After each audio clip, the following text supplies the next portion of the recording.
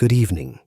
Picture a chamber in Venice, sometime in the final years of the 16th century. The shutters are closed against the evening air. A single candle burns on the table, and its light moves the way candlelight always moves. Restless, alive, throwing shadows that seem to lean in and watch. A woman sits before a small hand mirror, and between her fingers she holds a vial of clear liquid, distilled days earlier from the darkest, most carefully guarded plant in her family's garden. She tilts her head back. She lets one drop fall directly onto the open surface of her eye. It burns first, sharp, sudden, involuntary tears. Then something stranger happens. The room begins to soften at its edges. The candle flame blooms into a small halo. Her heart quickens for no reason she could name. And when she finally looks back into the mirror, the color of her eyes has nearly disappeared, swallowed by two black, glistening pools that seem, somehow, to hold the light itself rather than simply reflect it. She believes in this moment that she has never looked more beautiful. She does not know that the same darkness spreading through her eyes could, in a slightly heavier dose, stop her heart before morning. She does not know that the plant she has just touched to her own body will go on to poison an emperor, fly witches to their sabbaths in fevered dreams, blind a generation of fashionable women a world away, and centuries later ride inside a soldier's emergency medical kit as the very thing that saves his life. Tonight, we follow it through all of it. The mirrors, the palaces, the covens, the courtrooms, the laboratories. Before we go further, if these long walks through forgotten history are the kind of thing that helps you rest, consider staying a while and subscribing, so you always have somewhere quiet like this to come back to. And if you're listening in the dark right now, tell me in the comments what time it is where you are. Now, dim the lights a little more, let the room settle, and let us begin. The woman in the mirror does not have a name that history bothered to record. She might have been the wife of a merchant, preparing for a portrait, sitting arranged for the following morning.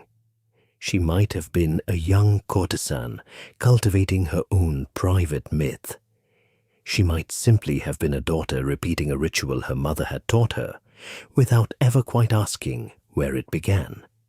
Perhaps a suitor's family was expected within the week, and in this city, first impressions carried something close to the weight of a signed contract. Whatever the occasion, some quiet calculation in her had decided that tonight mattered more than most nights do. It does not matter, not really, which of these she was. For our purposes tonight, she is every woman who ever tilted her head back and let something dangerous touch her open eye in the name of being seen. What happened inside her body in that moment is worth sitting with for a while, because it will matter again later, in places far from this candlelit room. A palace kitchen, a witch's altar, a laboratory bench, the back of an ambulance. Inside the human eye, a tiny ring of muscle works constantly, without permission, without a single conscious thought. It contracts and releases thousands of times a day, keeping the pupil small in bright light and letting it widen in the dark. Nobody chooses this. It happens the way a heartbeat happens, the way breath happens, one of the body's oldest, most private, most automatic gestures, running quietly underneath everything else a person does. And it was this exact muscle that the liquid in her vial had been built, entirely by accident of nature, to silence. The compound did not touch her vision directly. It reached instead for the nerve signal that told the muscle to contract, and it blocked that signal completely, not weakened it, not delayed it. Blocked it. the way a hand pressed flat against a door blocks a knock from ever being heard on the other side. With the muscle unable to receive its instructions, it simply stopped obeying them. It relaxed, and a pupil that relaxes only knows how to do one thing. It opens. Wider than fear could open it, wider than darkness could open it, wider, in fact, than the eye was ever designed to go on its own, in nature, under any ordinary circumstance. This is why the room blurred at its edges. This is why the single candle bloomed into a soft, spreading halo instead of a clean point of light. Her eye was drinking in more brightness than it knew how to process, and her mind, quietly overwhelmed, smoothed the excess into something close to a waking dream. It is the same reason her heart beat faster than it should have. The signal that had once told her pupil to close belonged to a much larger, much quieter system. The one responsible for slowing the heart when there was no danger, for settling the stomach after a meal, for allowing the whole body to rest when resting was safe. Silence that system in one place, and it does not stay silent only there. It goes quiet everywhere at once, all through the body, all at the same time, like a single candle being pinched out in a house full of connected rooms. Centuries later, physicians would give this effect a clean, clinical name, mydriasis, the medical term for an abnormally dilated pupil. She had no such word for it. She only had the result. There is something quietly unsettling, if you allow yourself to sit with it, about a plant reaching across an entire ocean of biology and chemistry to speak directly to a single, involuntary muscle inside a human eye. A muscle its owner never asked to control and never truly could have, even if she had wanted to. She believed in that candlelit room that she was choosing to be beautiful. In a narrower and stranger sense, something else had simply been permitted, briefly, to make that choice on her behalf. Bigger eyes, darker eyes. Eyes that, by the exacting standards of her century, looked exactly like desire looks, because dilated pupils have always been read, instinctively and without training, as a sign of attraction, of being genuinely, helplessly moved by whoever stands in front of you. She had not manufactured beauty, not exactly. She had manufactured the appearance of feeling it, and in a society that prized almost nothing more than the sight of a woman utterly captivated by the man before her, that illusion was worth nearly any price. Even this one. The plant that produced it did not look, to any casual observer, like something capable of any of this, growing wild across the hedgerows and shaded forest clearings of southern and central Europe. It stood modestly among far more attractive neighbors. A shrub, reaching perhaps waist height, with small, drooping, bell-shaped flowers, the color of a fading bruise, dull purple fading into the dusty green. Its berries, when they ripened in late summer, were genuinely lovely, dark, glossy, almost black, roughly the size and shape of a cherry, sitting invitingly at the end of each stem. A child walking past, or a hungry bird, or a woman gathering herbs for an entirely different purpose, would have had no obvious reason to suspect that this unremarkable little plant was capable of reshaping a face, ending a life, or, one day, saving one. It was not even alone in its family. Across those same hedgerows and roadsides grew cousins carrying similar secrets beneath equally unremarkable exteriors. Henbane, with its sickly yellow flowers veined in purple. Mandrake, whose forked root had inspired centuries of superstition all on its own. The thornapple, with its spiked seed pods and trumpet-shaped blooms. All of them belonged to the same restless botanical family. All of them carried variations of the same dangerous chemistry. And more than one of them will step forward again later tonight, in rooms considerably darker than this one.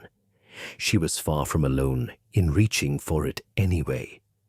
Up and down the canals of Venice, and soon in the fashionable rooms of Florence and Rome, women prepared this same tincture, using roughly the same method, crushing the plant's dark berries or steeping its leaves, straining the liquid through fine cloth, storing it in small glass vials kept close, the way a modern woman might keep a bottle of perfume within easy reach.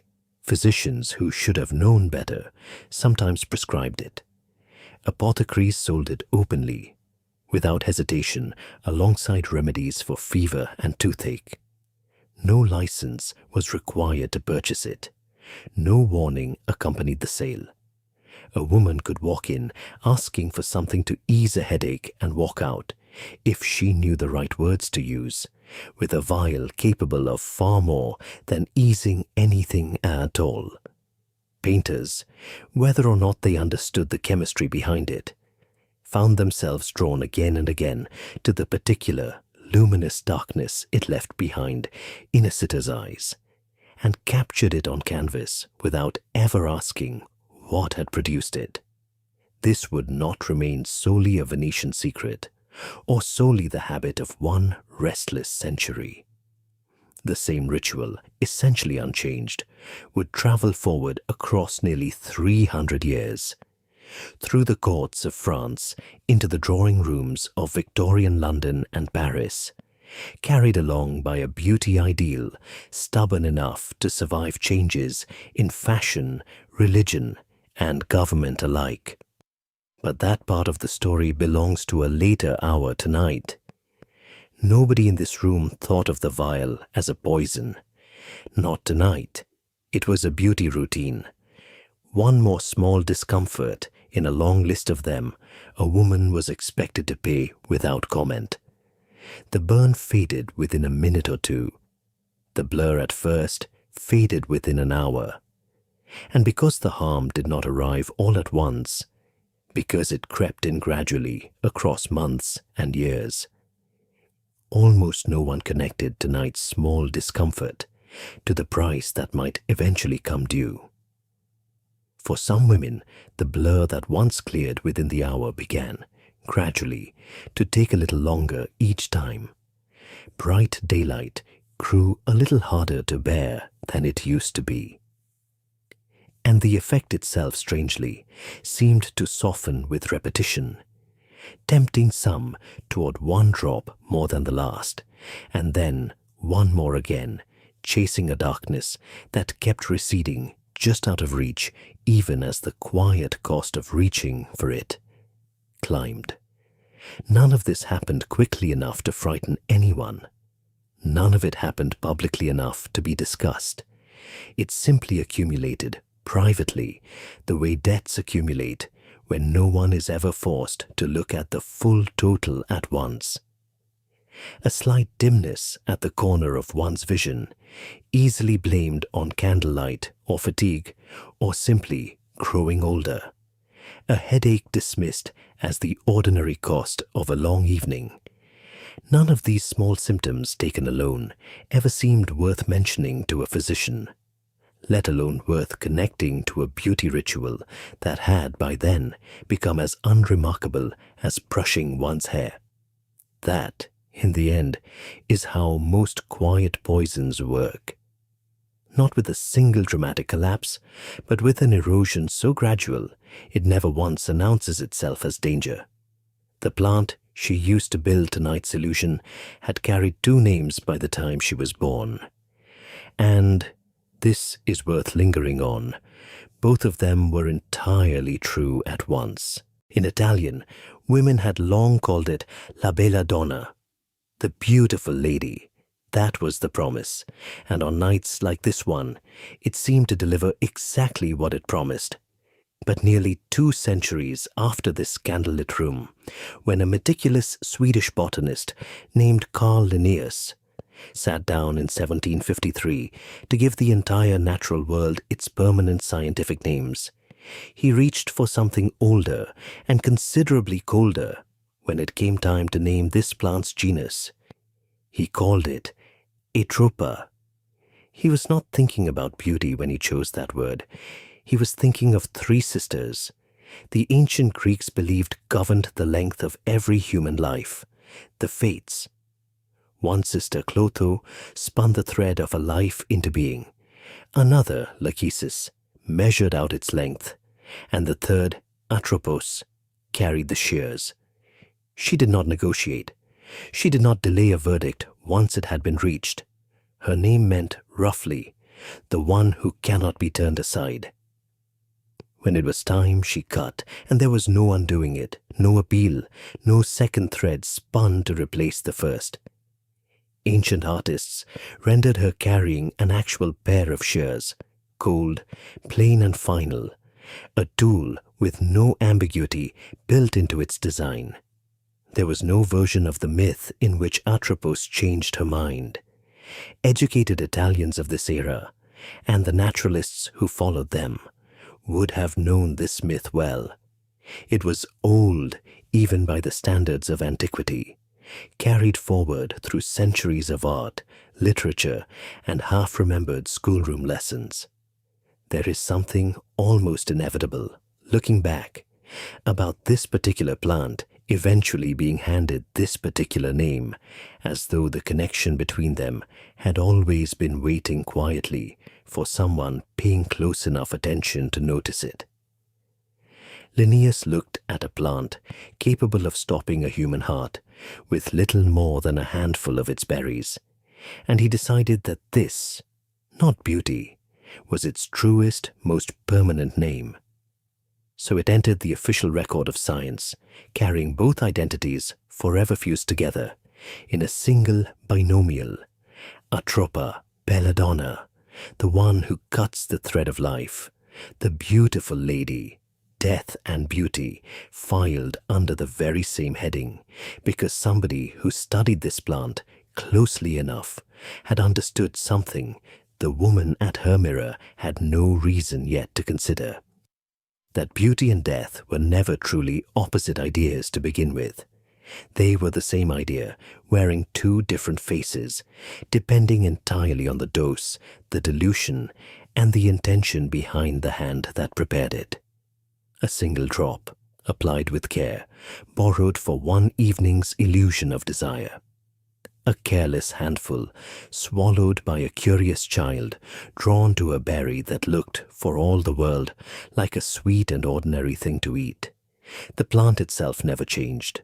Only the hand changed, only the amount, only the reason. That tension will sit at the center of nearly everything that follows tonight, in one form or another, across every century this story touches. Because the woman at her mirror was not the first person in history to reach for this plant, and she would be very far from the last. Long before Venetian women learned to widen their eyes for beauty, this same dark, unassuming little shrub, or one of its equally dangerous close relatives, had already been growing quietly at the edge of a much older, far bloodier story. A story that did not take place in a lady's private chamber, softened by candlelight and vanity. It took place inside the marble halls of an empire so thoroughly consumed by suspicion that its most powerful families employed someone whose entire purpose, whose entire livelihood, was to taste an emperor's food before he was permitted to touch it, and, if it came to that, to die first, so that he would not have to. Wine was watched, bread was watched, even the servants preparing each dish were watched by other servants. In a palace where trust had become the rarest luxury of all, rarer than gold, rarer even than the plant that was about to enter this story through a door far less gentle than a lady's mirror. That story does not begin with beauty at all.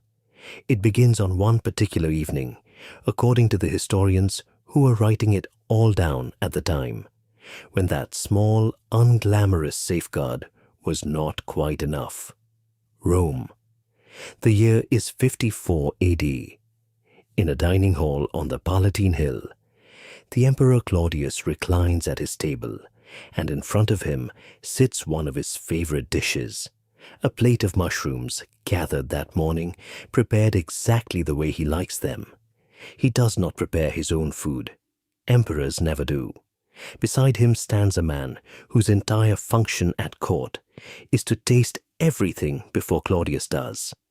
A single mouthful of every dish, every cup of wine, swallowed first by someone else's throat, so that if death is waiting inside it, it announces itself on the wrong man's face.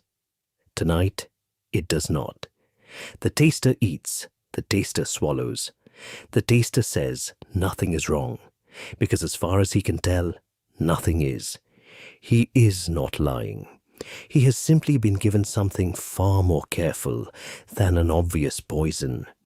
Something a professional had spent time preparing specifically, so that it would not announce itself too quickly, would not taste bitter, would not kill the wrong man first in a single shared mouthful.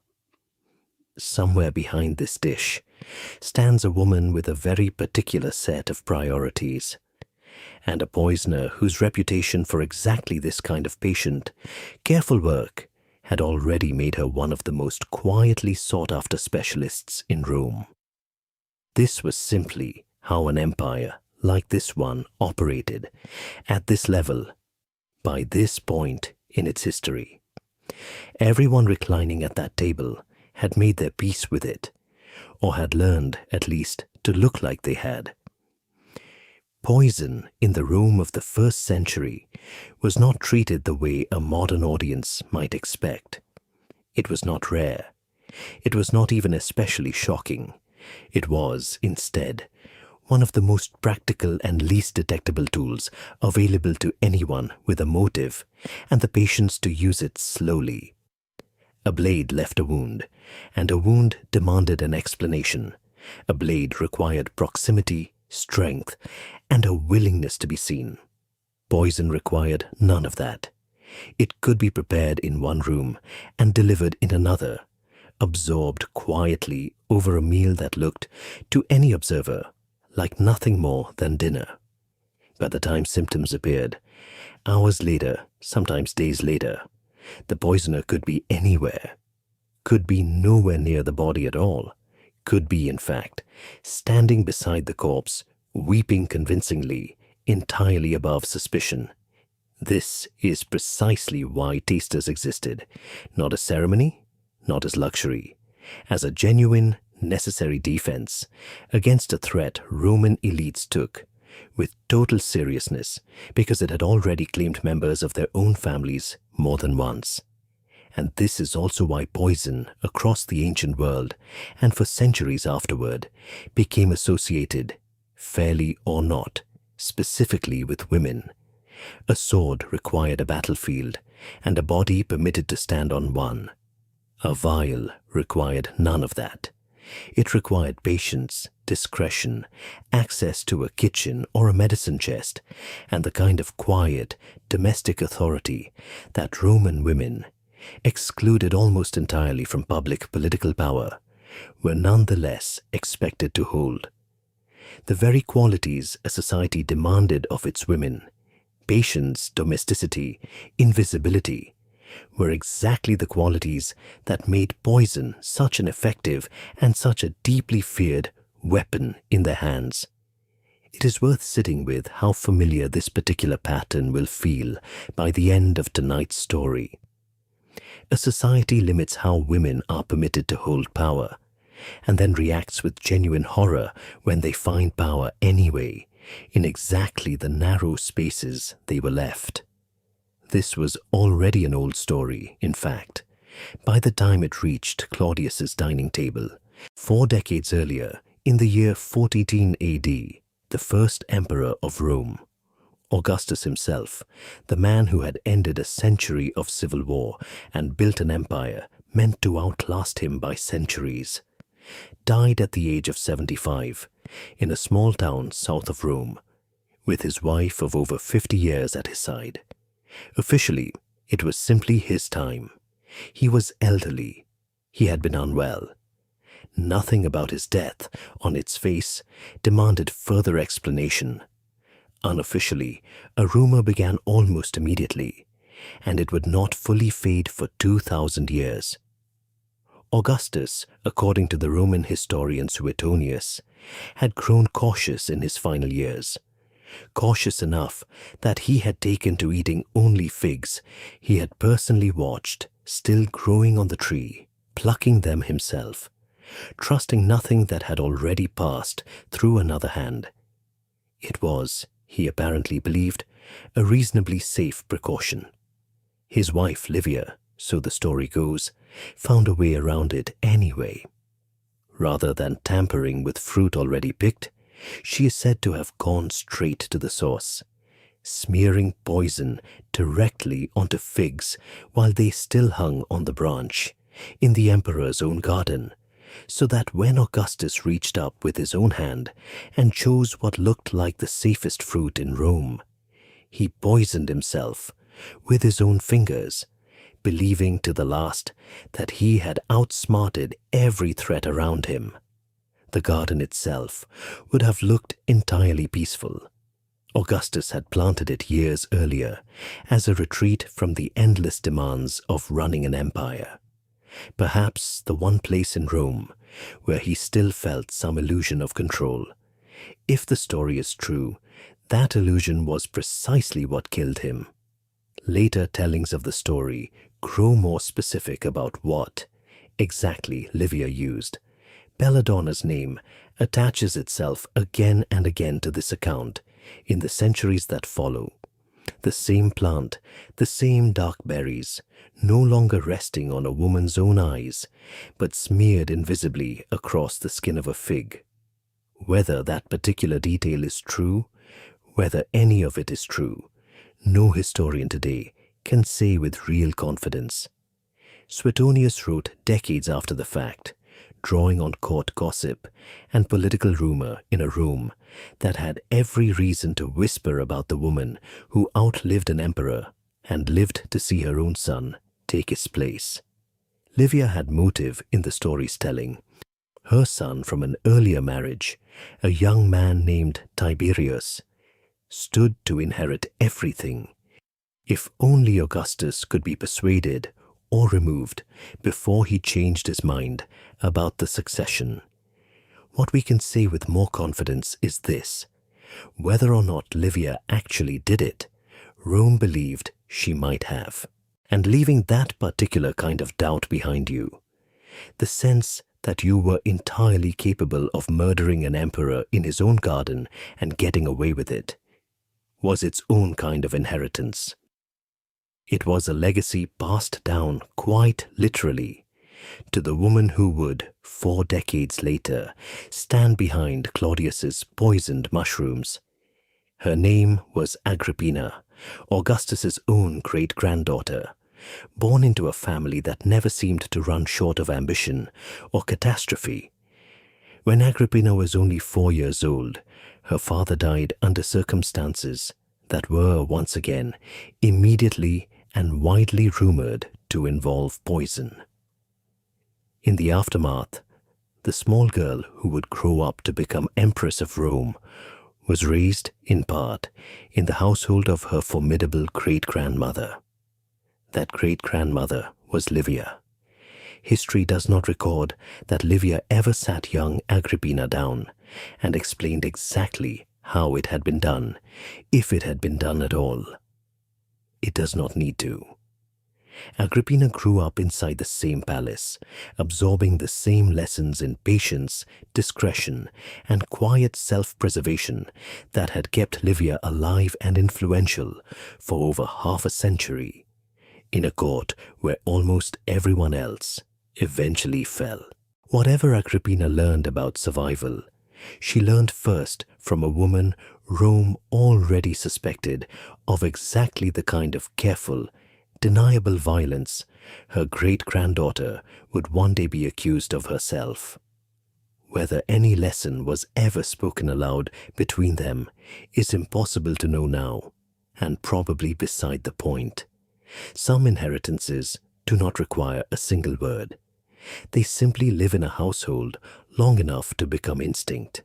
By 54 AD, Agrippina had become the fourth wife of the Emperor Claudius, and not incidentally, his own niece, a marriage scandalous enough that the Senate had needed to pass special legislation simply to permit it. She had one overriding goal, and had been advancing it for years with the same patient, careful pressure that had perhaps once worked in a garden of figs. Her son from an earlier marriage, a boy named Lucius, better known to history by the name he would soon take, Nero, needed to become emperor. And Claudius, however useful he had once been to that plan, had begun to stand in its way. For a task this delicate, Agrippina did not turn to a soldier or a senator. She turned to a specialist. Her name was Locusta, a woman already notorious enough by this point to have been convicted once before for exactly this kind of work.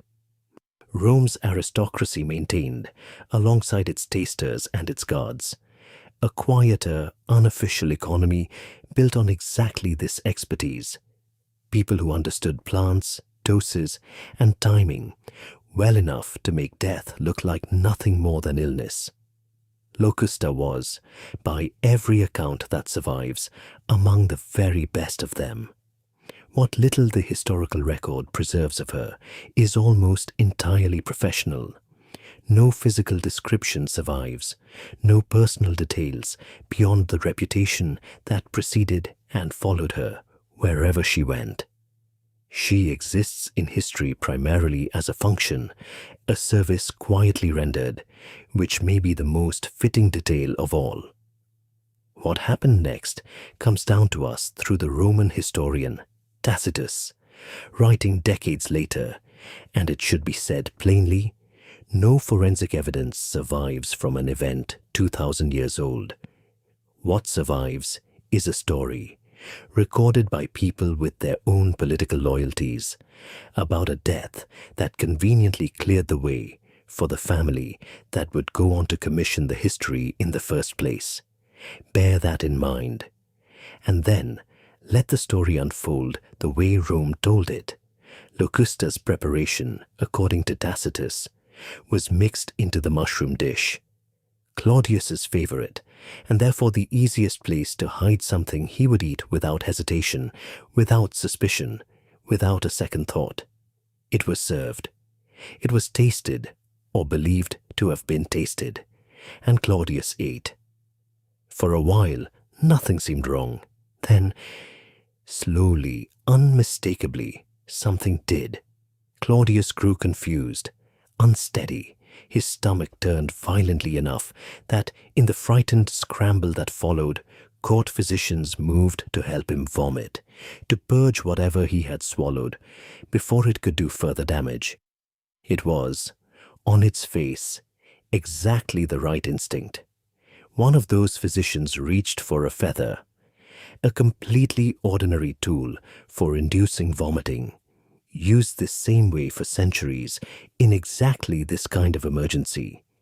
He guided it down the emperor's throat. It should have helped him.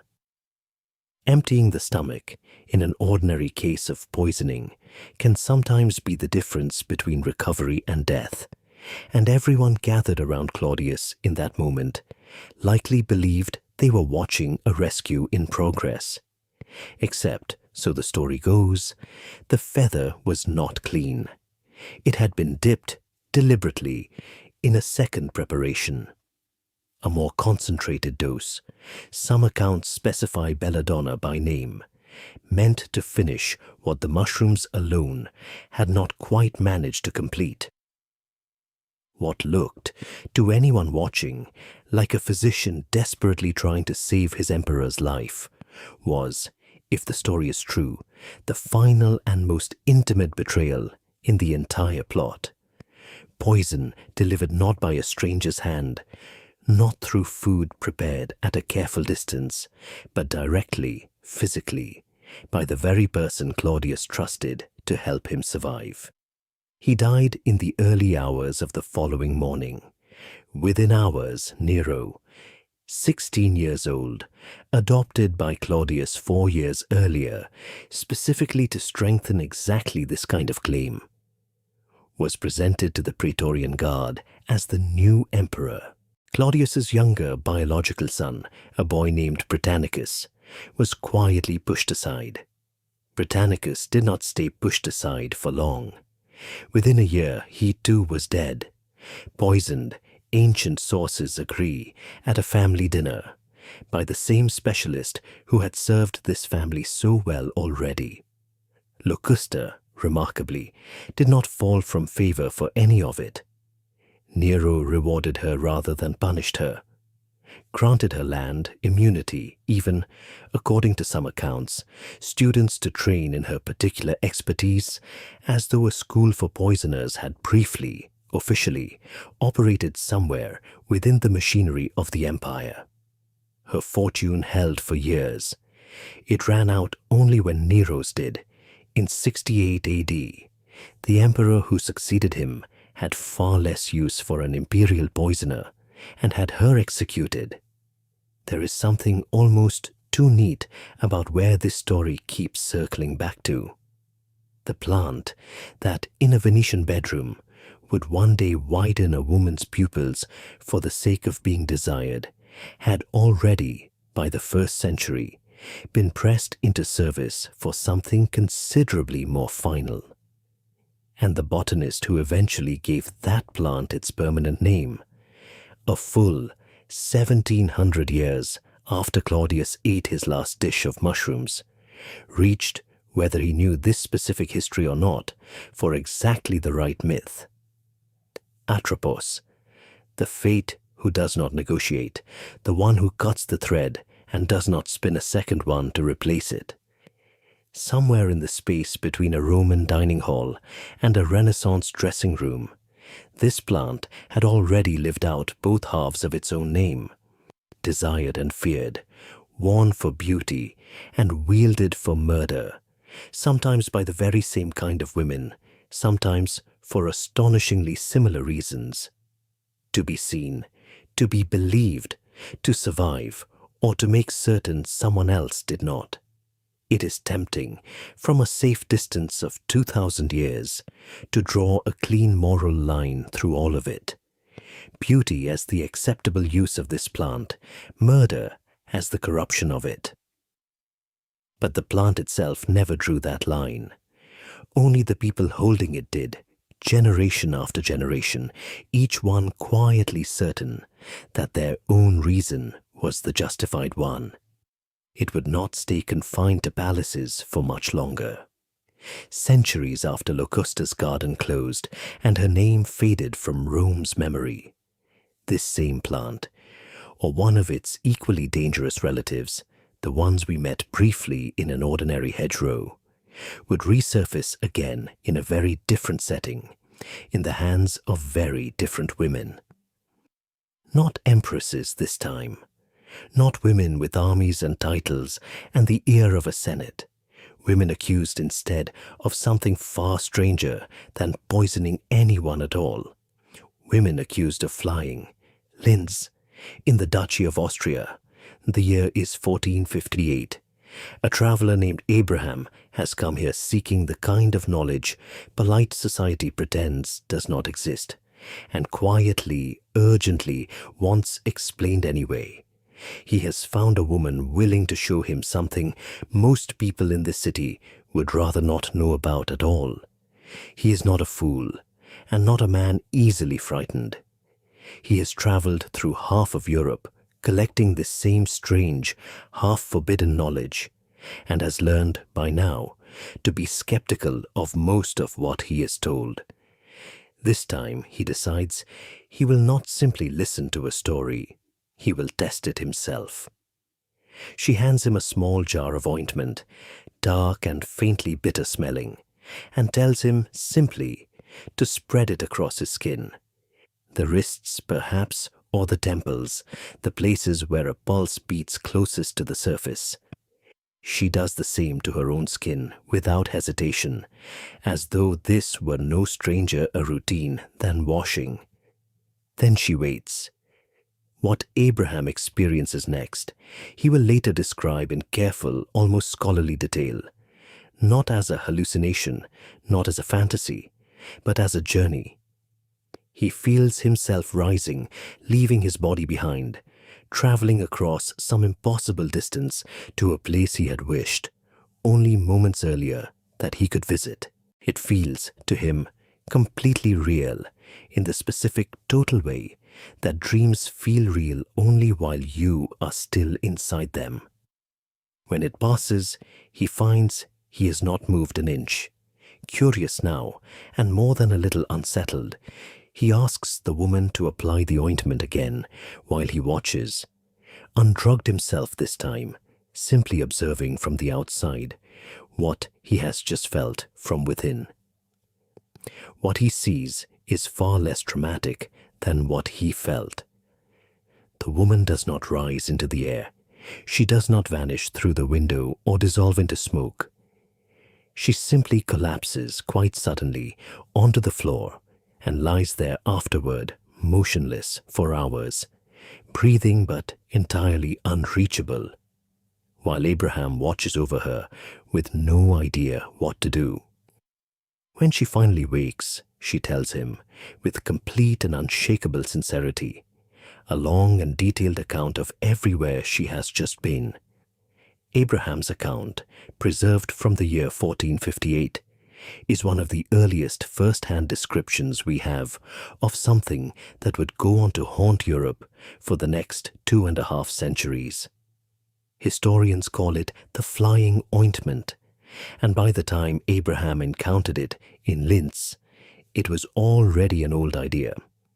The first known reference to a flying unguent tied to witchcraft appears more than 200 years earlier, buried inside a theological text written by a scholar named Roland of Cremona in the 1230s. By 1456, a Bavarian physician named Johannes Hartlieb had described the practice in far more detail, in a book meant to warn devout readers away from precisely this kind of forbidden experimentation. Between those 2 points, a cautious theological aside in the 1230s and a detailed medical warning more than 2 centuries later, the idea had spread across the continent through exactly the channels you would expect. Whispered folk knowledge, confiscated recipe books, and testimony extracted under torture, later copied into official church and court records, where it hardened gradually into something resembling established fact. What was actually in these ointments varied from account to account, the way any folk recipe passed hand to hand and generation to generation naturally drifts over time. But certain ingredients recur again and again across the surviving descriptions, and they are, by now, deeply familiar to us tonight. Belladonna, henbane with its sickly yellow purple-veined flowers, mandrake, whose strange forked root had already inspired centuries of superstition entirely on its own, all of them blended, according to the accounts, into a base of rendered fat, and applied. This detail matters enormously. Not swallowed, but rubbed directly onto the skin. That detail is not incidental. It may be the entire reason the experience felt like flight at all. Swallow a large dose of any of these plants, and the body reacts first, often violently. A racing heart, a rising fever, a wave of nausea that announces unmistakably that something has gone wrong, but absorbed slowly through skin, particularly at the wrists and temples, where blood vessels run close to the surface, The same compounds can enter the body more gradually, more gently, bypassing the stomach's usual urgent objections. The mind clouds first. The body follows only later, more quietly, as though the two were no longer entirely in agreement about what was happening to them. There is a reason the ointment was worked patiently into the skin rather than simply swallowed and left to whatever the stomach decided to do with it. Ingested, these compounds arrive all at once, and the body's alarm systems respond in kind. Vomiting, a violent heartbeat, a crisis impossible to mistake for anything gentle or mystical. Applied slowly to skin instead, especially at the wrists and temples, the same chemistry could be titrated almost unconsciously by touch and instinct alone. More worked in if the sensation was too faint, less if it grew too strong. A crude kind of dosing, discovered centuries before anyone had a word for pharmacology, refined the hard way through generations of trial, error, and, inevitably, death. And clouding the mind, specifically, is what these compounds have always done best. We have already spent this evening inside one consequence of that clouding. A Venetian woman at her mirror, watching a single candle bloom into a soft and spreading halo. Multiply that effect, push it further, deeper, into the drifting, boundary-dissolving territory of genuine delirium, and something very particular begins to happen to a person's sense of their own body. The line between imagination and sensation, ordinarily so reliable, begins to blur. A powerful enough hallucination does not feel like watching a film behind your eyes. It feels like being there. It feels convincingly, physically, like your own body has actually left the room. She never once believed that night at her mirror that she had left her body. Her dose was smaller, her intention entirely different, her experience closer to a pleasant blurring than any genuine crossing of a boundary. But she had stood, however briefly, on the near edge of exactly the same chemical territory that a woman half a continent away and roughly 2 centuries removed would eventually cross all the way through. Modern researchers who have studied these plants describe exactly this kind of experience. A dissociative sensation, a feeling of leaving one's own body, layered on top of vivid, often frightening visions. A medieval mind, without any modern vocabulary for pharmacology or dissociation, reaching for the only explanation available to it, would have had one obvious word for what had just happened: flight. It is worth noticing that nearly every enduring image we still associate with witches today traces back, in some crooked way, to this exact chemistry. The broomstick clutched between the knees, the night flight over rooftops and forests. The sensation, described again and again across trial records from a dozen different countries, of leaving one's own bed and traveling somewhere else entirely, while the body stayed motionless beneath the blankets. A shared hallucination, born from a shared handful of plants growing in hedgerows, not so different from the one we stood in earlier tonight, calcified over centuries into an entire cultural mythology, one that persists even now, long after almost anyone believed it happened literally. This would have remained a strange but survivable footnote in the history of folk medicine if it had stayed confined to curious travelers like Abraham, testing a stranger's ointment out of genuine scholarly interest. It did not stay confined for long. Picture, for a moment, a woman entirely unlike the one we met at the Venetian mirror. Older, poorer, alone, known in her village less for beauty than for the herbs she grew and the remedies she quietly sold to neighbors too proud to call it magic out loud. A cow sickens without explanation. A child runs a fever that will not break. Someone remembers the woman at the edge of the village, and the jar she keeps on her shelf, and begins, quietly at first, to wonder. It rarely stayed quiet for long.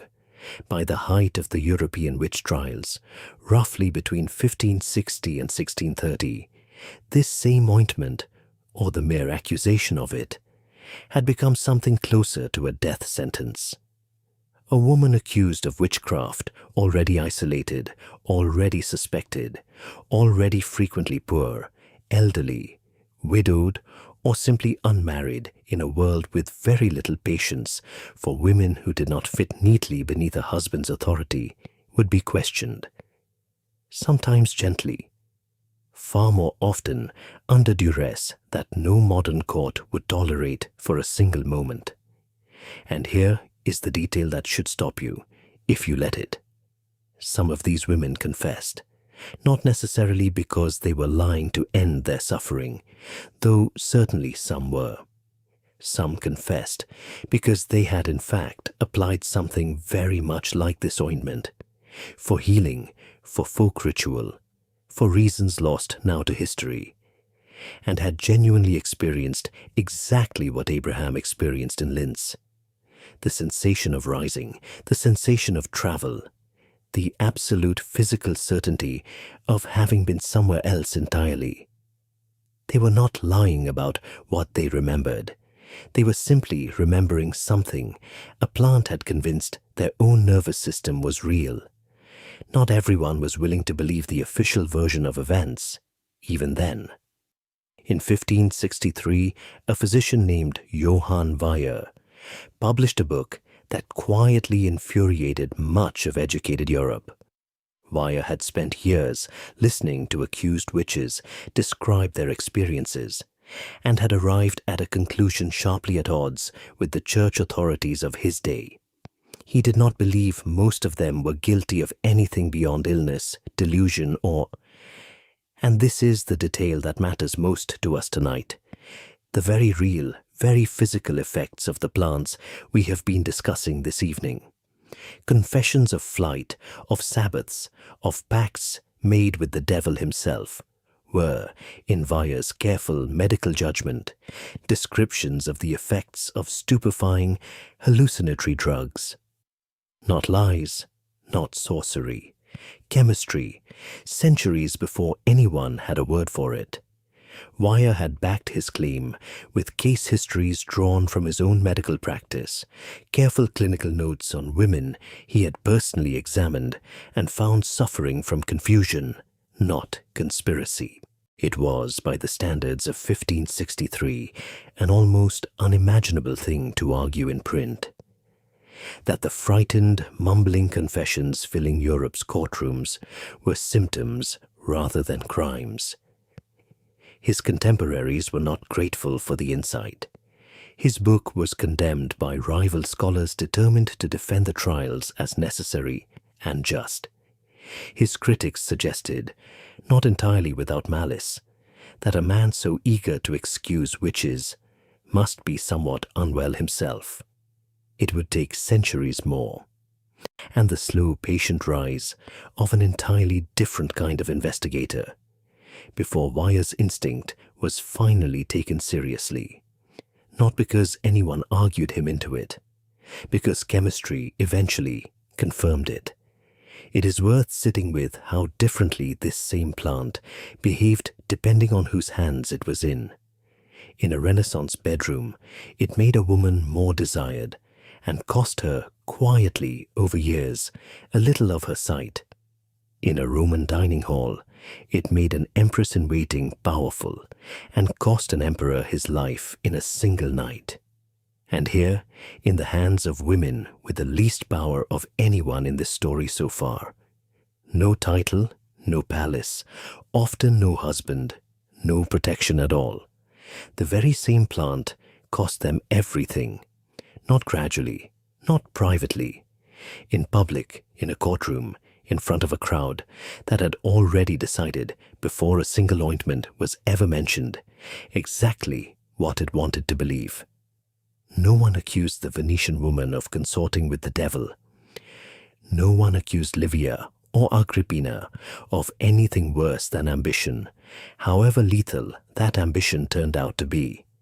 It was the poorest, most powerless women in this story who paid the steepest price for touching the very same plant.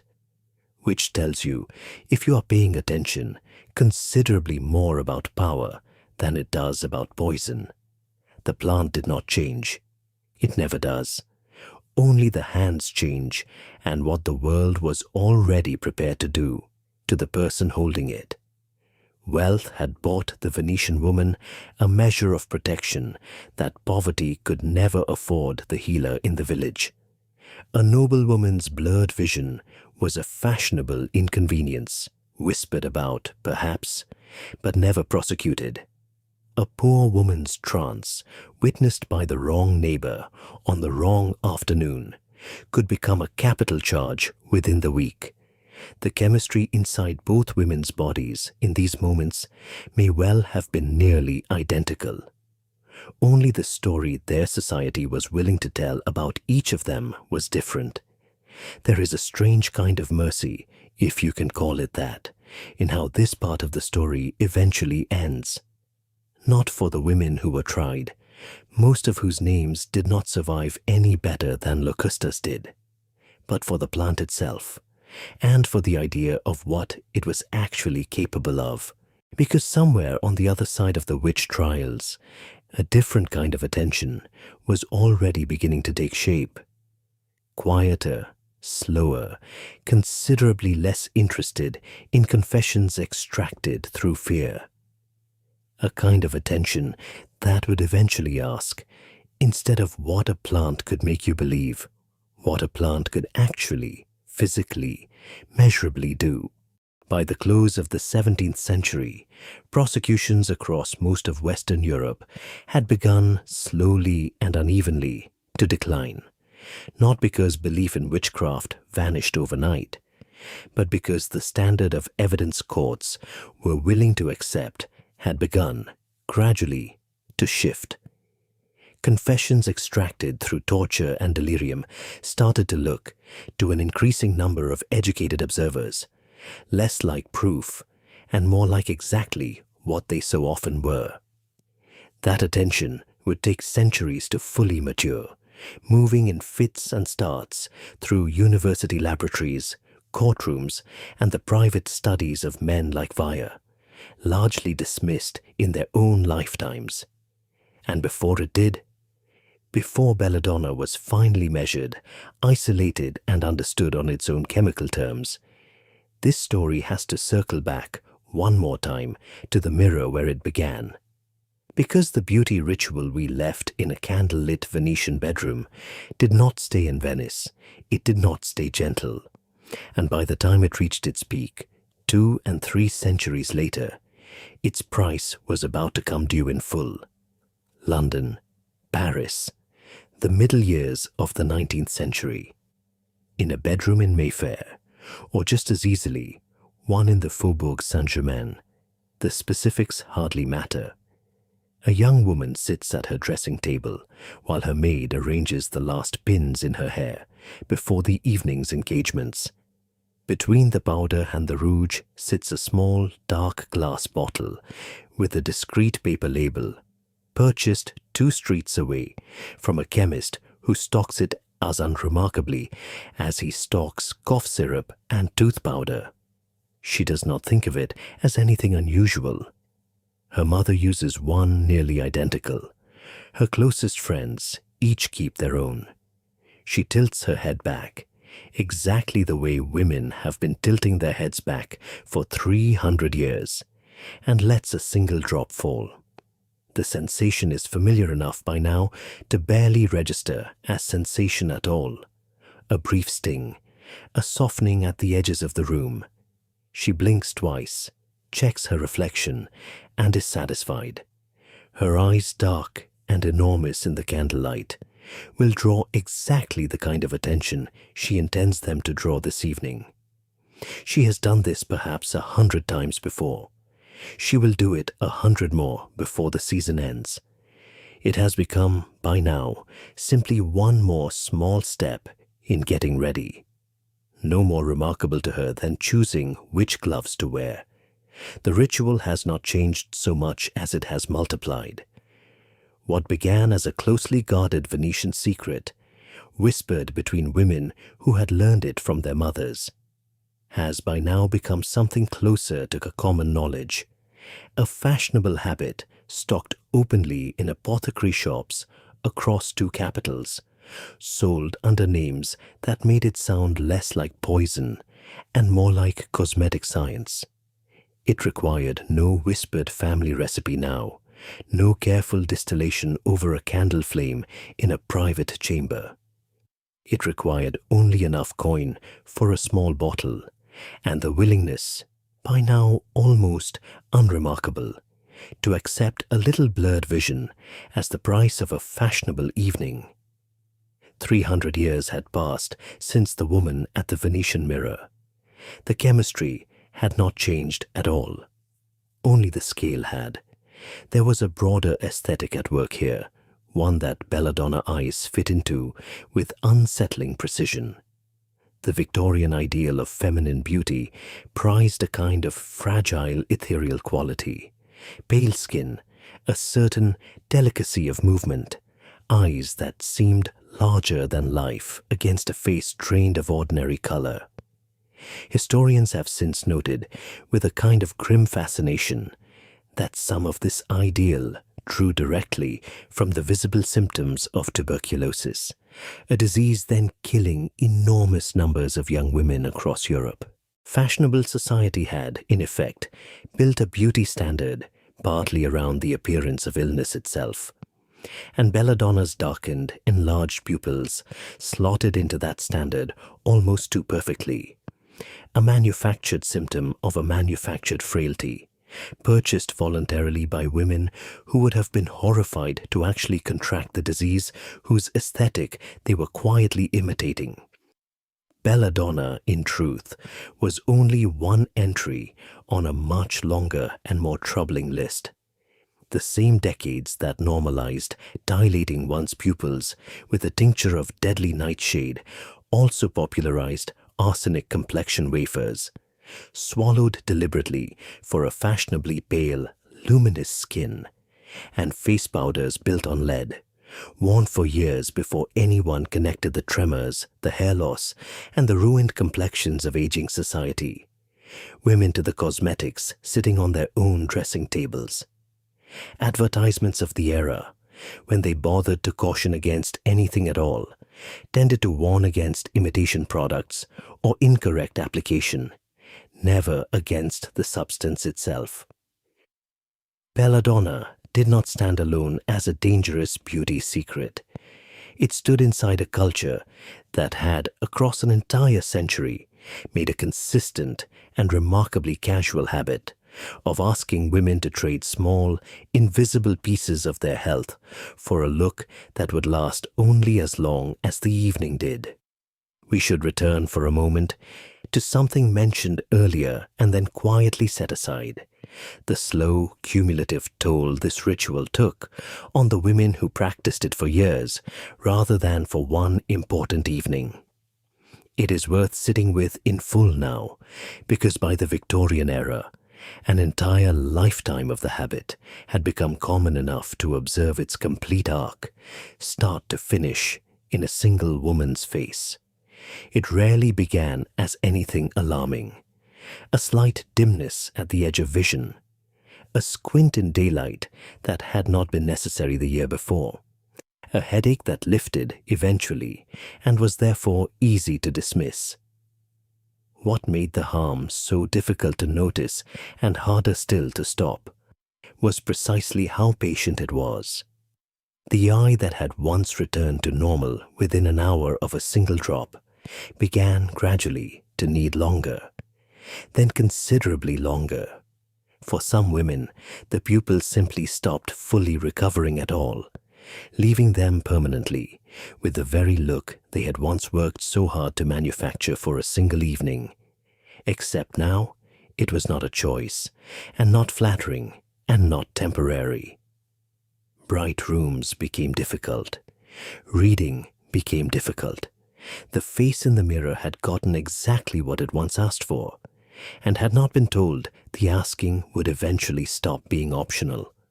Picture the same woman, or one very much like her, 20 years further on.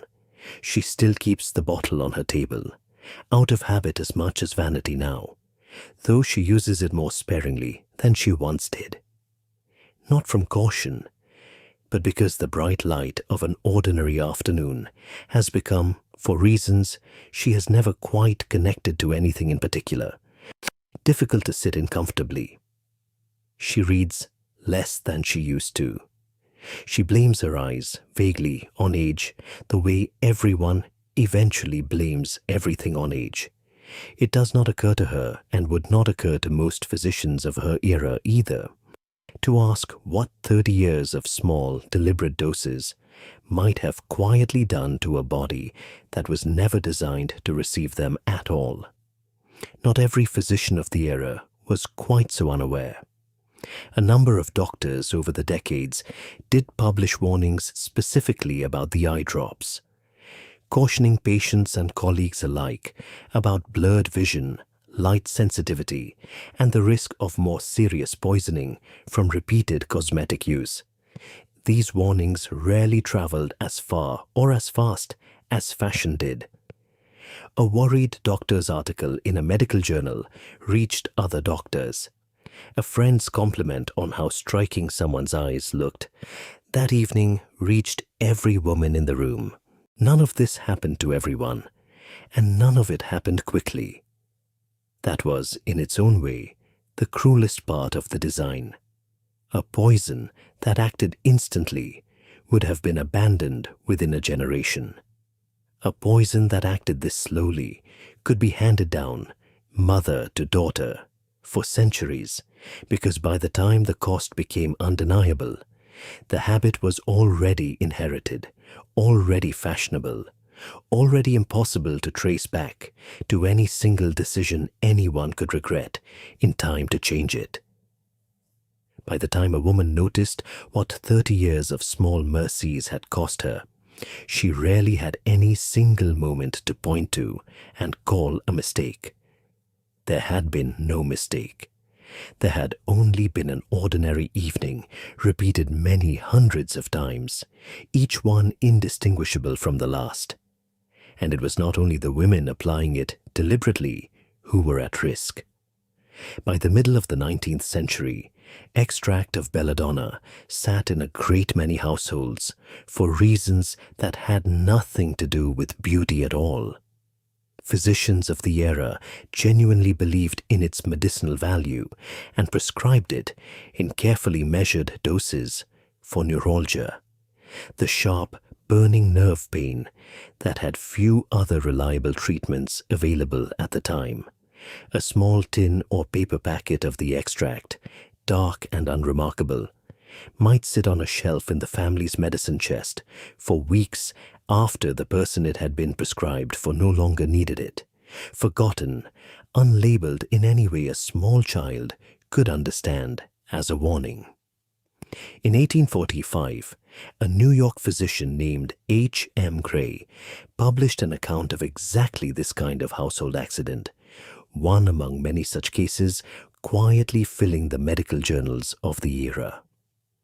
A child, not yet 3 years old, was suddenly seized with frightening symptoms, the kind that sends a household into instant, chaotic motion. Her mother, searching for an explanation, found a small box the child had gotten into, stains already visible on her lips and fingers. It was the family's supply of Belladonna extract, kept in the house after being used a short time earlier by an adult relative suffering from neuralgic pain. The household, by every account, had been an ordinary one.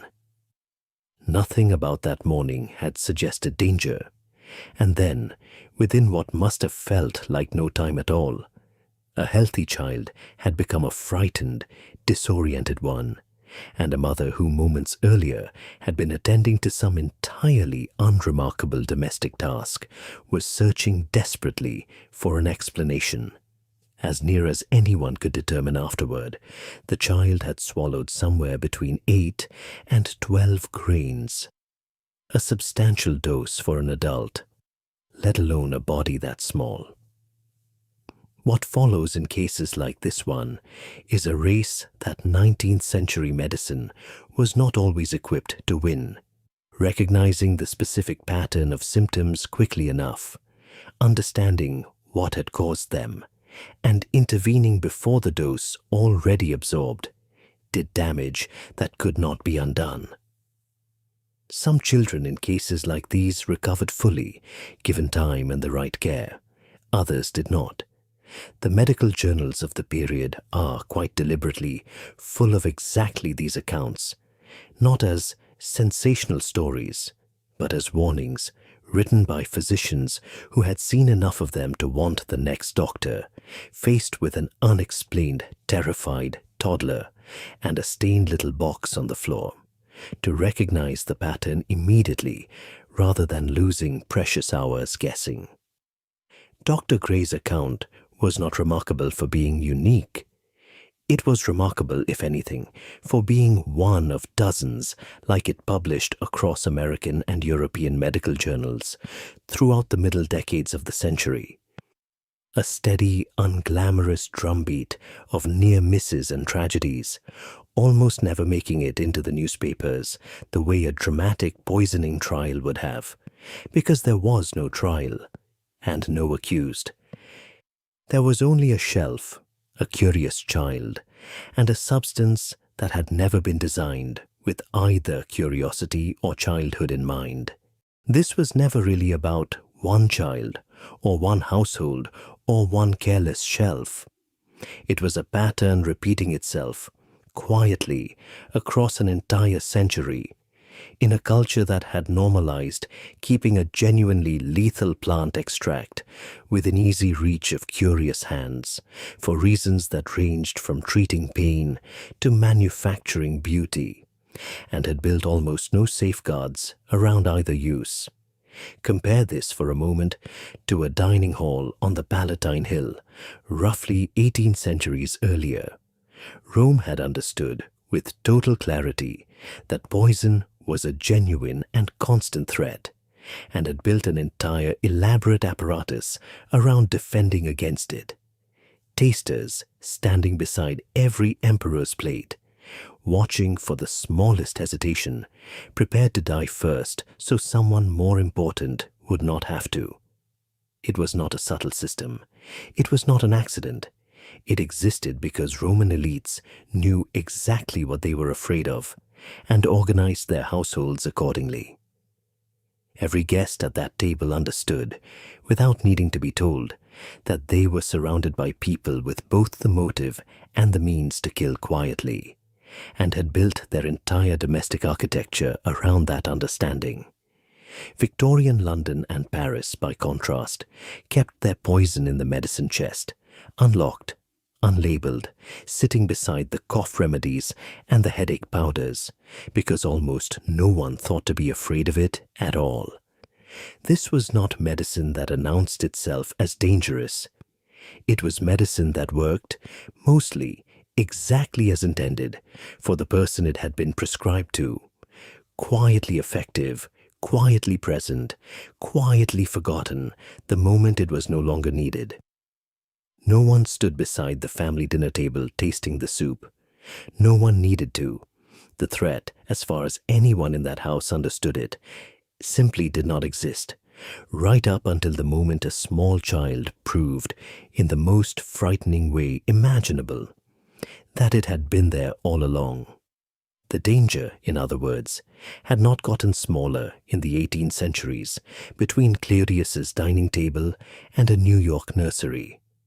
It had simply gotten better at hiding. And this, in the end, is where the story runs directly into a genuinely difficult question, one that would occupy chemists and physicians for most of the century that followed. If a poison leaves no wound, moves slowly enough to be mistaken for illness, and sits quietly inside substances everyone already trusted, a medicine, a cosmetic, a household staple, how do you ever prove with any confidence a court of law would accept that it was responsible for a death at all? Rome had never needed to answer that question. Suspicion alone had been enough to end careers, and sometimes lives, without a single test performed on anybody's body. It was not a question anyone in Rome would have thought to ask in the first place, because Rome had never needed proof in the way a modern court demanded it. A confident accusation, backed by the right family connections, had usually been sufficient on its own. But an increasingly skeptical, increasingly scientific 19th century wanted something Rome never had, a way to open the body itself and ask it directly what had happened inside it. Men whose names history would remember only within narrow specialist circles. Men who spent their careers boiling plant matter down to its essential, crystalline truth, were about to make it possible, for the first time, to answer a question every poisoning in this story so far had been settled by nothing more than rumor and suspicion. Somewhere, quietly, in a handful of laboratories scattered across Europe, that answer was already being worked out. It would not come from a courtroom, and it would not come from a confession. It would come from chemists willing to spend years boiling, filtering, and crystallizing a plant that had spent 3,000 years being feared, worshipped, and worn, until, for the first time in its long history, someone finally held the pure, isolated truth of what it actually was, sitting in a single glass vial, with nothing left to hide behind. Bruges, Belgium, December 1850.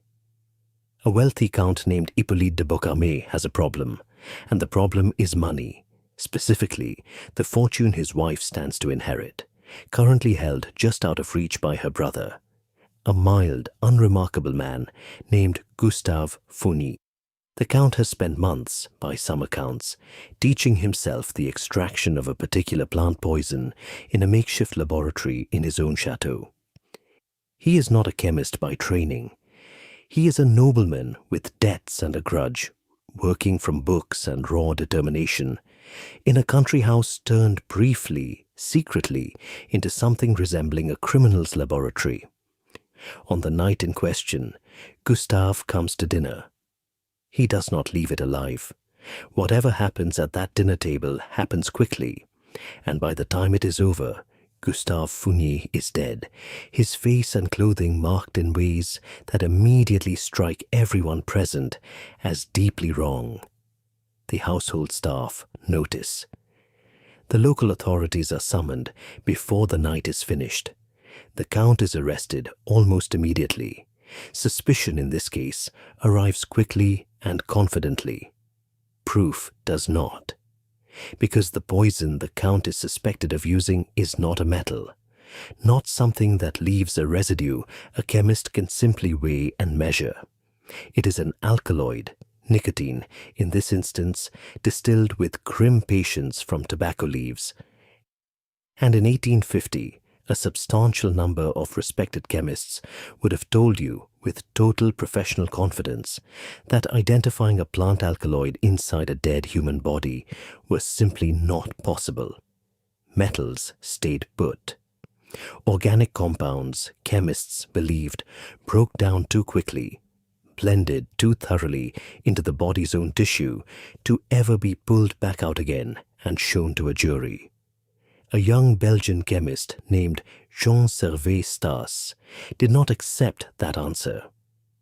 Working from the victim's remains, Stas spent weeks developing an entirely new extraction procedure, treating the tissue with alcohol and acid, then carefully, patiently coaxing the alkaloid back out of a chemical soup that everyone else assumed had absorbed it permanently.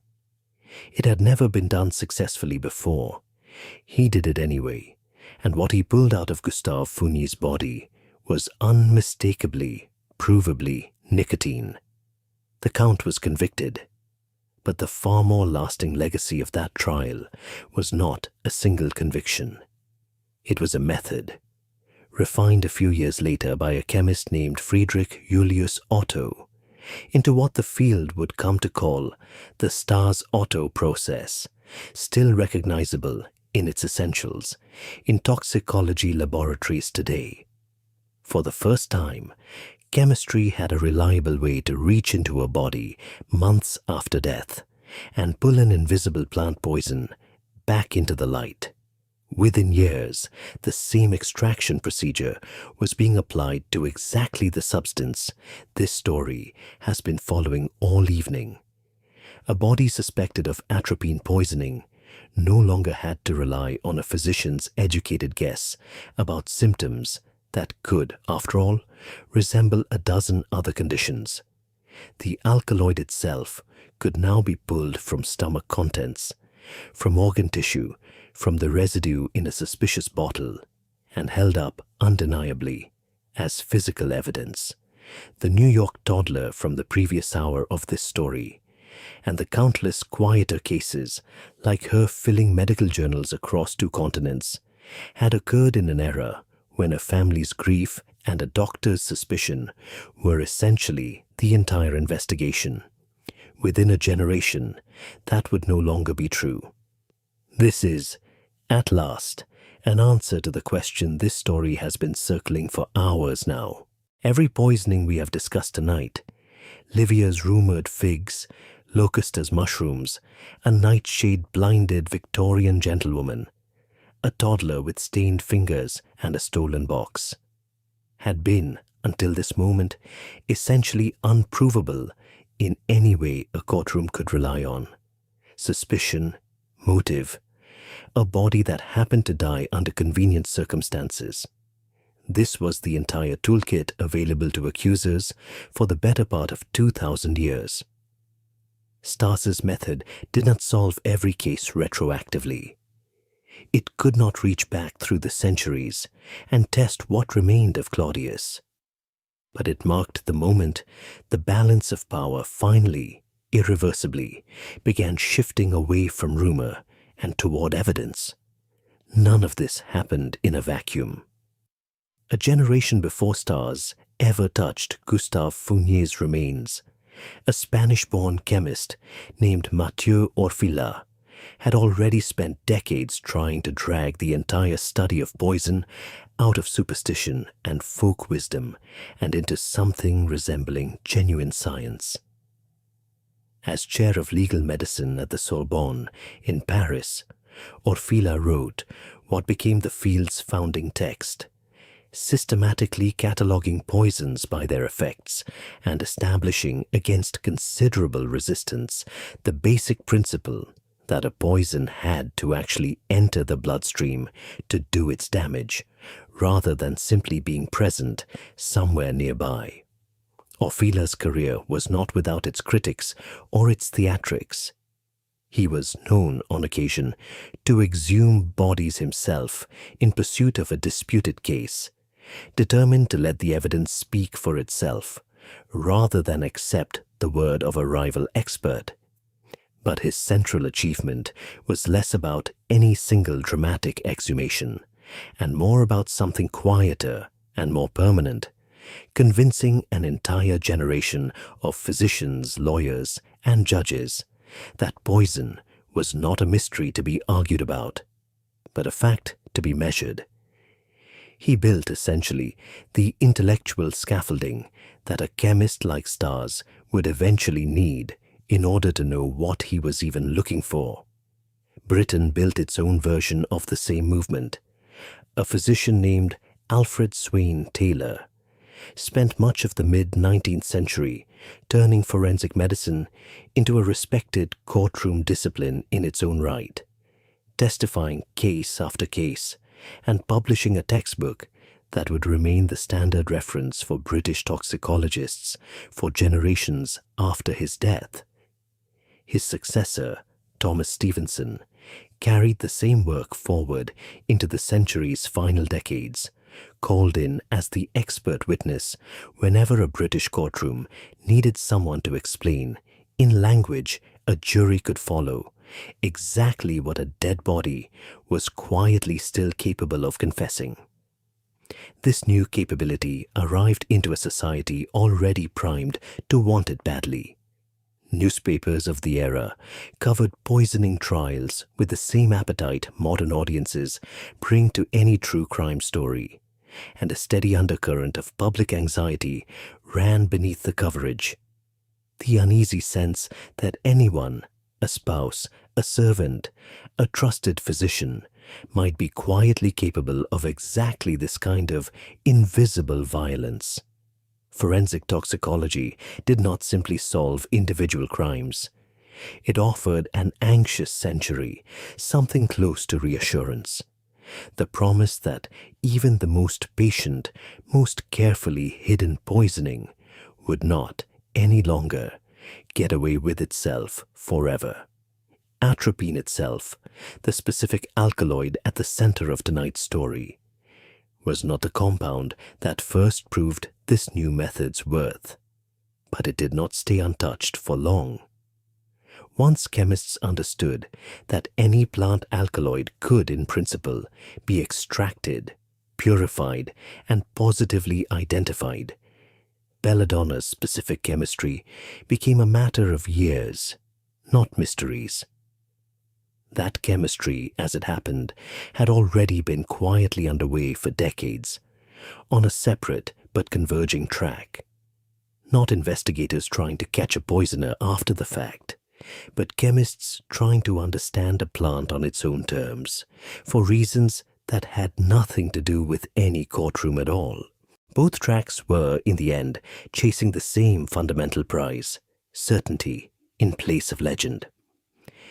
In 1819, a German chemist named Friedlieb Ferdinand Runge described, in his university dissertation, the precise pupil-dilating effect of deadly nightshade extract, the same effect that had fascinated and disfigured women for 3 centuries, now written down for the first time in the clinical language of a laboratory, rather than the whispered language of a dressing table.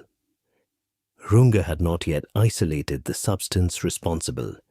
He had simply confirmed, with scientific rigor, that something specific and reproducible was happening, and that it could be studied. 12 years later, in 1831, a German pharmacist named Heinrich Mein succeeded where others had not. He produced atropine in pure, crystalline form for the first time in recorded history. Not an extract, not a tincture of uncertain strength, the kind that had blinded Venetian noblewomen and killed toddlers by the spoonful, without anyone quite knowing how much was too much. A single, stable, measurable compound, sitting in a glass vial, finally separated from every other substance the plant happened to contain. 2 more chemists, Philipp Geiger and Hesse, working independently, isolated the same compound again in 1833, and it was their published account, meticulous, reproducible, shared openly with the scientific community, that gave the substance its permanent name and its lasting foothold in medicine. That same year, the German pharmaceutical firm Merck began producing atropine commercially, transforming a substance that had spent 3,000 years as folklore, cosmetic, and poison into something that could, for the first time, be manufactured to a consistent standard and dosed with genuine precision. The work did not stop there. Over the following decades, one physiological mystery after another surrendered to the same patient, methodical attention. In 1863, chemists finally determined atropine's precise molecular structure, the exact architecture of atoms responsible for everything the plant had ever done to a human body, whether that body wanted beauty, healing, or simply wanted to survive the afternoon. By 1866, researchers had formally described its mydriatic effect, the pupil-widening property that had started this entire story, in careful physiological terms. A year later, other researchers demonstrated precisely how the compound interfered with the heart's own internal signaling, the exact mechanism behind the racing pulse a Venetian woman had once felt and never understood. By 1872, scientists had traced its effect on the body's saliva and sweat glands as well, filling in piece by piece, mechanism by mechanism, the entire physiological portrait of a plant that had spent 3,000 years being felt, feared, and never once fully explained. It is worth sitting for a moment with what an extraordinary reversal this represents. For the entire span of this story so far, the mirror in Venice, the dinner in Rome, the ointment in Linz, the medicine chest in a New York nursery, Belladonna had been powerful specifically because no one could see it clearly. Its strength varied wildly from batch to batch, plant to plant, apothecary to apothecary, nobody administering it, whether for beauty, murder, or medicine, actually knew with any precision what they were holding. That uncertainty was not a minor inconvenience. It was, in a very real sense, the entire source of the plant's danger, the reason a few careless drops could permanently damage a woman's sight, and the reason a curious toddler's small exploratory taste could just as easily kill her as leave her merely ill. A tincture prepared in one apothecary's back room might be twice the strength of one prepared 3 streets away, with no meaningful way for either seller or buyer to know the difference until the effects had already begun. Dosing for 3 centuries had been an act of faith dressed up as tradition, measured in drops and pinches, and as much as seems necessary, rather than anything a modern physician would recognize as a dose at all. For the first time in the plant's entire recorded history, that uncertainty was gone. You may remember from the very beginning of tonight's story, a simple observation, that a woman at her mirror did not know what she held.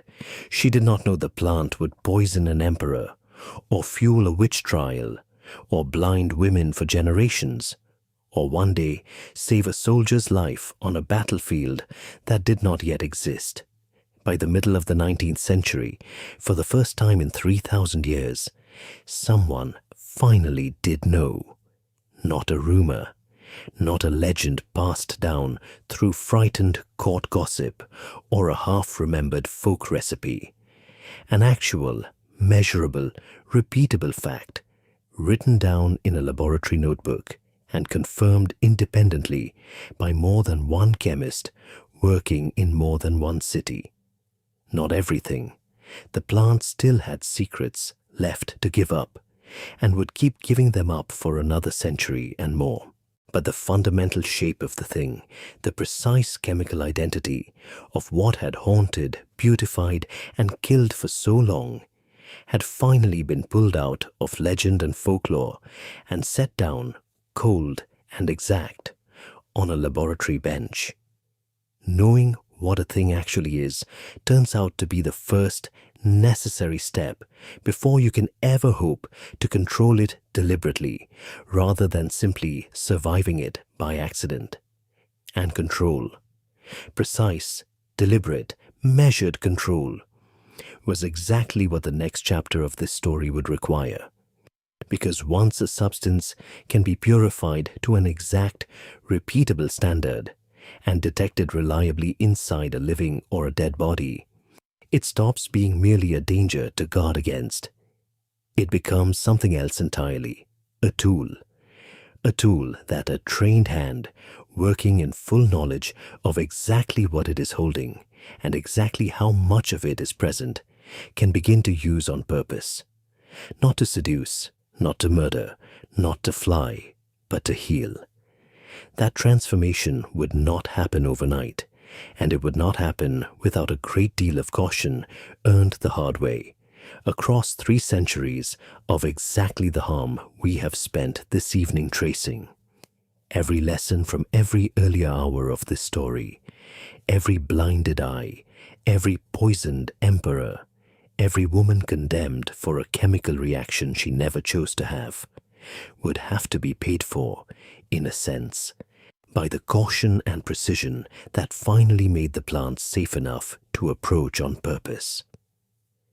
But somewhere in the decades following mine's small glass vial of pure crystalline atropine, physicians began to ask a question that would have seemed almost unimaginable to anyone standing in this story's earlier chapters.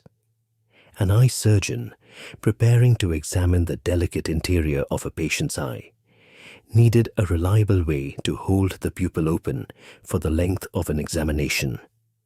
And here, finally, was a compound that could do exactly that, in a precisely calibrated dose, safely reversed within hours.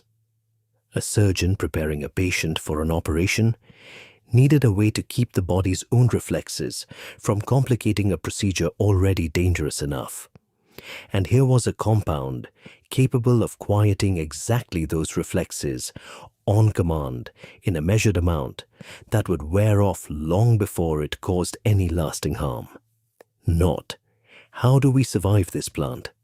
But, what else precisely can this plant be made to do for us, now that we finally understand it? Picture a much smaller, much brighter room than any we have visited so far tonight. A modern eye clinic, fluorescent light humming faintly overhead, a patient leaning forward into a chin rest while a technician tilts a small bottle toward one eye.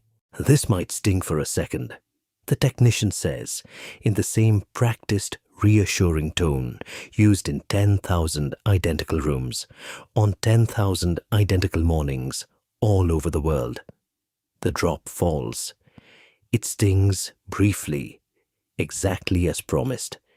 20 minutes later, the doctor is finally able to see clearly into the very back of the patient's eye, a view that would have been completely impossible without the same chemical reaction that once softened a Venetian evening into something resembling a dream.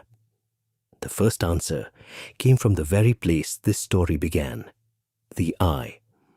An ophthalmologist examining the delicate interior structures at the back of a patient's eye needs the pupil held open, wide, steady, unresisting, for long enough to see clearly what is happening inside.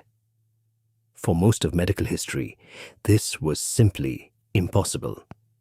The pupil, doing exactly what it was designed to do, would contract defensively against the examiner's bright light, closing the very door the physician needed left open.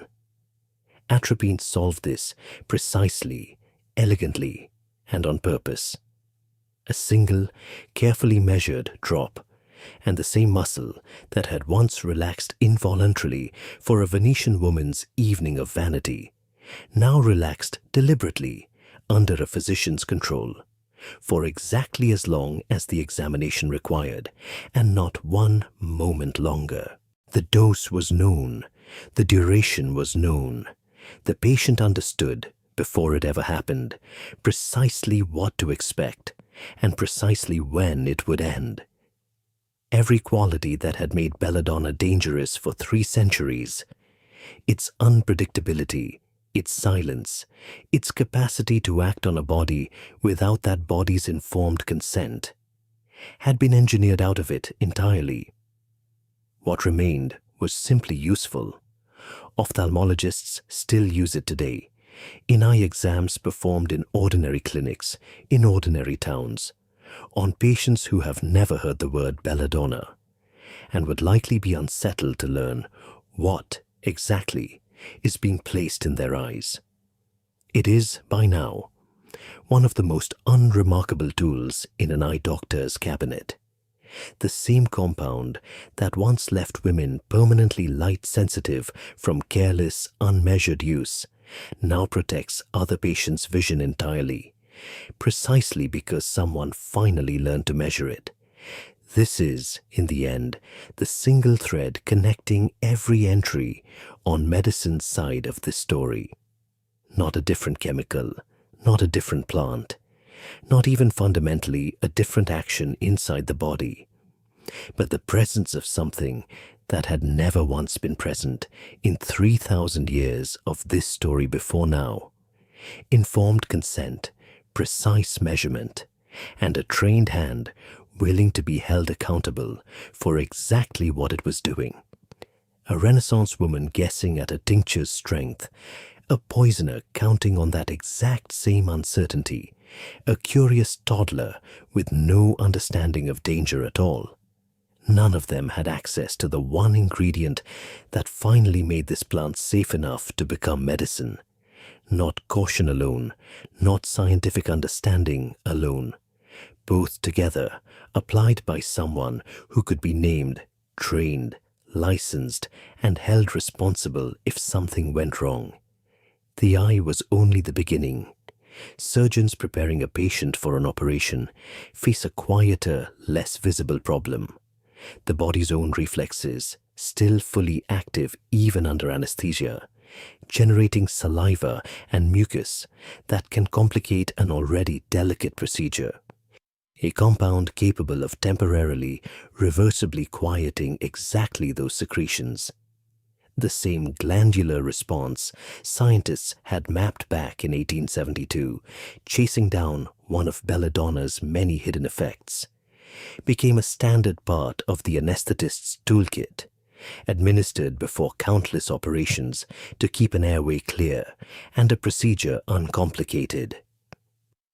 Patients under the surgeon's knife have been quietly protected, for well over a century now, by a controlled dose of the same plant that once flew imaginary witches to imaginary Sabbaths.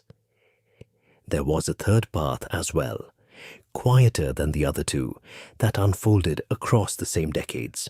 Physicians treating patients with tremor and rigidity, the kind now most commonly associated with Parkinson's disease, discovered that Belladonna's alkaloids could ease those symptoms too, calming an overactive nervous system, just enough to give a shaking hand back some of its steadiness. The treatment was imperfect and would eventually be surpassed by medications built on a far more precise understanding of the brain's own chemistry.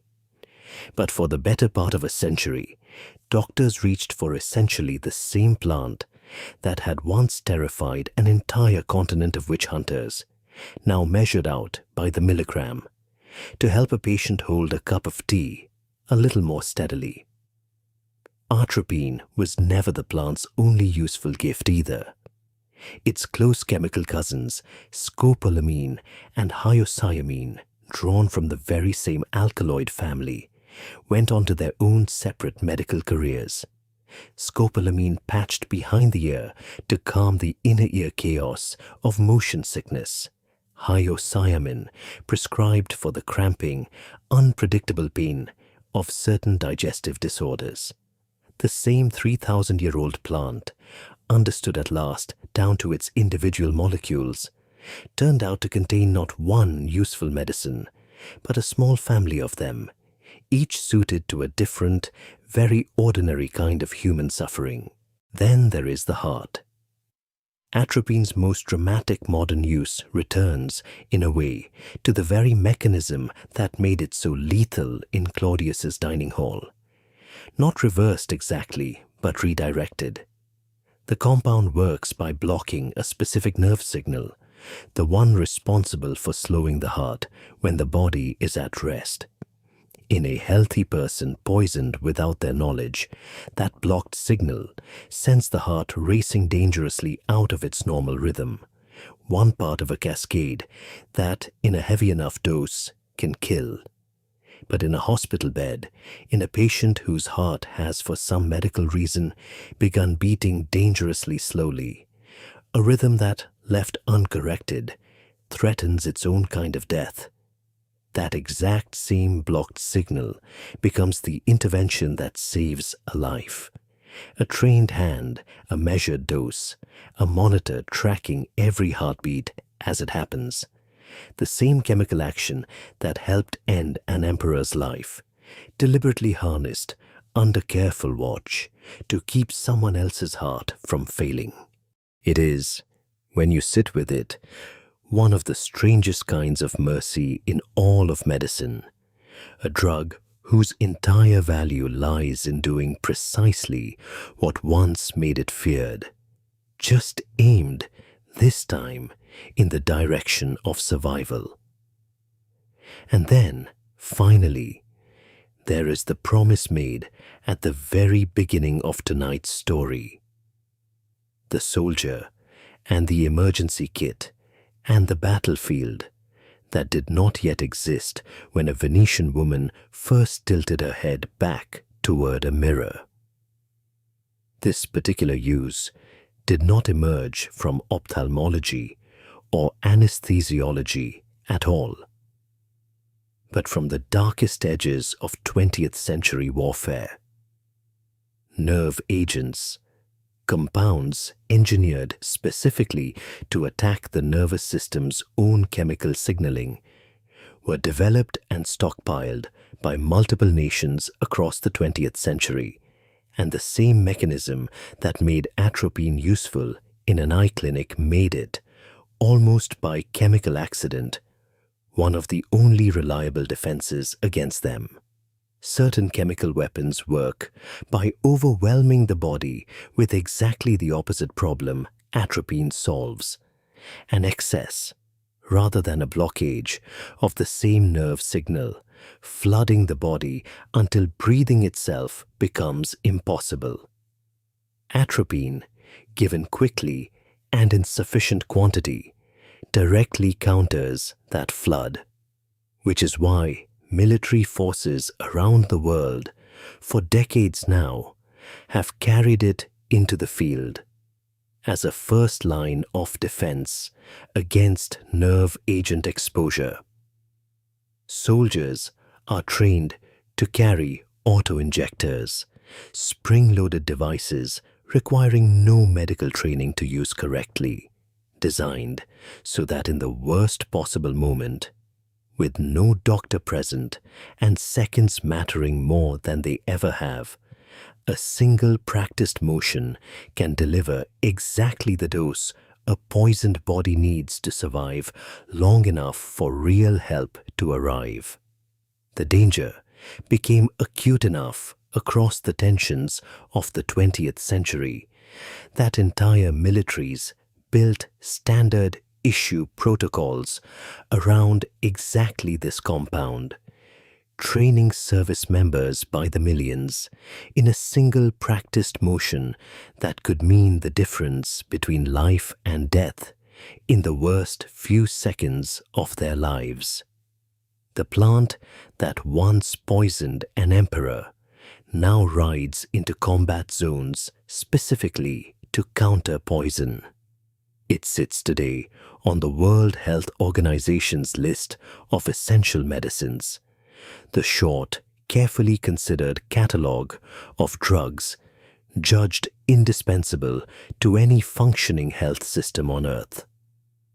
Beauty product, murder weapon, witch's companion, battlefield antidote, all four descriptions at different moments across 3,000 years have been completely, simultaneously true. Think, for a moment, of everywhere this evening has taken you. A candlelit mirror in Venice, and a woman who believed she was choosing beauty, a dining table on the Palatine Hill, and a taster who swallowed first so someone else would not have to. A jar of dark ointment in Linz, and a woman who fell to the floor believing, with total sincerity, that she had flown somewhere else entirely. A small stained box on a nursery floor in New York, and a mother's frantic search for an explanation. A Belgian chemist bent over a chemical extraction that everyone else had called impossible. A laboratory bench in Germany, holding, for the first time in recorded history, a single pure crystal of the truth. And now, tonight, an eye clinic, an operating room, a hospital bed with a heart monitor tracing its own uneven rhythm back towards something safer. A soldier, somewhere, who will likely never need the small injector clipped to his kit, and will be profoundly grateful if the worst happens, that it is there anyway. Different rooms, different centuries, different hands, holding, in every single case, exactly the same plant. It was never really two stories, a beautiful one and a terrible one, running side by unlucky coincidence.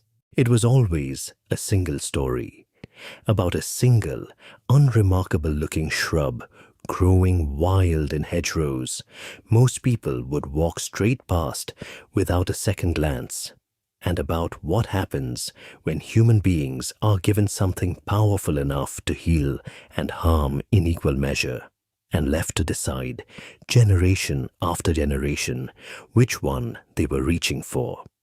The plant never asked to be beautiful. It never asked to be feared. Both of those were stories human beings told about it, shaped by whatever they most needed it to be in a given century. A cosmetic, a weapon, a scapegoat, a cure. The only thing that ever actually changed across 3,000 years and every single chapter of tonight's story was the dose, the context, and the intention in the hand holding it. That may be the closest thing to a moral this story has to offer, if you have been waiting quietly for one. Not a warning about a single dangerous plant, something a little larger and a little harder to fully put down once you notice it. That very little in this world is simply good or simply bad on its own terms. Most of what frightens us and most of what saves us turns out to be the same handful of forces, wearing different faces, waiting to see whose hands they end up in. Somewhere tonight, in a hospital an ocean or two from wherever you are listening, a physician is quietly dilating a patient's pupils to check on the health of an eye. Somewhere else, a soldier is packing a kit he hopes never to open. And somewhere, in a hedgerow you will probably never visit, an unremarkable little shrub with dark, glossy berries is growing exactly the way it has grown for thousands of years, indifferent to every story we have ever told about it, waiting quietly for the next hand that reaches for it to decide, once again, what it is going to be. That is where we leave the beautiful lady tonight. Not as a poison, not as a cure, just as she has always actually been, patient, quiet, and entirely a matter of who is holding her and why. Good night,